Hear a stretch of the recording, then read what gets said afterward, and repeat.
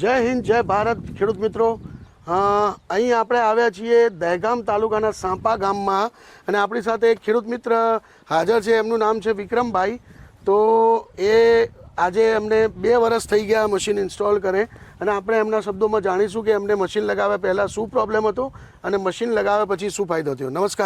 નમસ્કાર વિક્રમભાઈ. હા, મારું નામ પટેલ વિક્રમભાઈ નટવરભાઈ પટેલ છે. ગામ સોપા, તાલુકો દહેગામ, જિલ્લો ગાંધીનગર. આ ઈ-શોપ મશીન લગાવ્યાનો ટાઈમ લગભગ 2 વર્ષ જેવા થયા છે. એ પહેલાં અમે વાપરતા નહોતા કોઈ વસ્તુ અને આગળ એક ઈ-શોપના સિવાય એક મશીન લગાવેલું હતું પણ એમાં મજા આવી નથી. પણ અત્યારે જે પહેલાં જે જમીન અમારું જે ક્ષારવાળું પાણી આવે છે તો એનાથી જમીન ફિટ થઈ જતી હતી.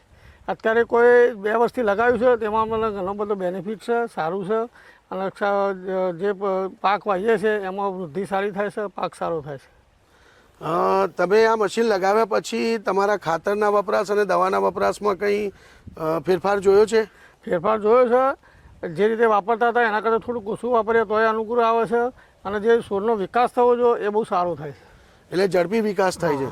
અને તમે ઉત્પાદનમાં આ મશીન દ્વારા કોઈ ફેરફાર જોયો છે કે ઉત્પાદનમાં? આ સાલ જે અમે બટાકાનું વાવેતર કર્યું હતું, ગઈ સાલ કર્યું હતું, એના કરતાં આ વખતે અમારે 50-60 મણનો ઉતારો વધારે આવેલો છે.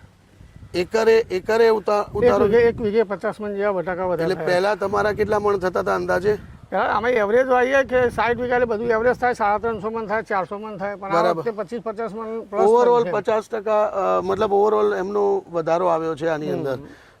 બરાબર.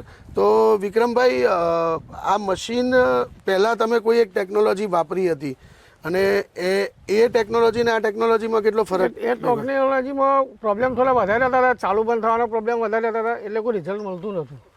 આ લગાવ્યા પછી કોઈ પ્રોબ્લેમ નહીં, અમે જોયું જ નહીં અત્યાર સુધી. ચાલુ છે બંધ છે, ચાલુ જ હોય, ગમે ત્યારે જોઈએ તો કોઈ પ્રોબ્લેમ નહીં. એનો મતલબ કે તમને આ 2 વર્ષથી કોઈ 1 પણ રૂપિયાનું કોઈ મેન્ટેનન્સ આમાં આવ્યું નથી. એટલે મશીનની ક્વોલિટી અને બનાવટ ઉપર પણ તમને ભરોસો છે? ઓકે, બરાબર. તો જોયું ખેડૂત મિત્રો કે આપણી ટેકનોલોજી એક ભારતીય વોટર એટલે કે ઇન્ડિયન વોટર કન્ડિશનના હિસાબથી ડિઝાઇન થયેલી છે. તો આજે પરફેક્ટલી એમને એક રિઝલ્ટ મળ્યા છે.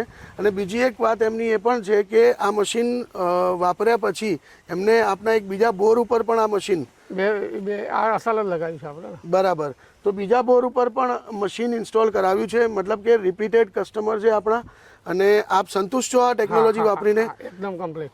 તો આપ અન્ય ખેડૂતોને આ ટેકનોલોજી વિશે શું સંબોધન છે? બહુ સારું છે અને ખેતી માટે બહુ અનુકૂળ છે અને ખાતર જે આપણે વાપરીએ છીએ ખેતીની અંદર એની અંદર થોડો ઘટાડો છે અને જે ઉત્પાદન થાય છે એમાં 100% 100% વધારો થાય છે, એવું મને અનુકૂળતા છે. તો તમામ ખેડૂતોએ આ મશીન ટેકનોલોજી વાપરવી જોઈએ. હા. જે રીતે અત્યારે પાણીની કન્ડિશન ખરાબ થતી જાય છે દિવસે ને દિવસે, તો જ્યાર સુધી ખેડૂત પાણી નહીં બદલે, કારણ કે પાણીમાં 70% જે પ્લાન્ટના ગ્રોથ માટે 70% પાણીનો હાથ હોય છે અને 30% ખાતરનો. એની જગ્યાએ અત્યારે 30% જ પાણી ઉપયોગમાં આવે છે અને 70% ખાતર. તો આ રેશિયો તમને આ મશીન પછી અનુકૂળ છે. તો ખૂબ ખૂબ આભાર આપે આપનો કિંમતી સમય આપ્યો એ બદલ. અને ખેડૂતો, ખેતી બદલવી હશે તો પાણી બદલવું જ પડશે. તો પાણી બદલો, ખેતી બદલો.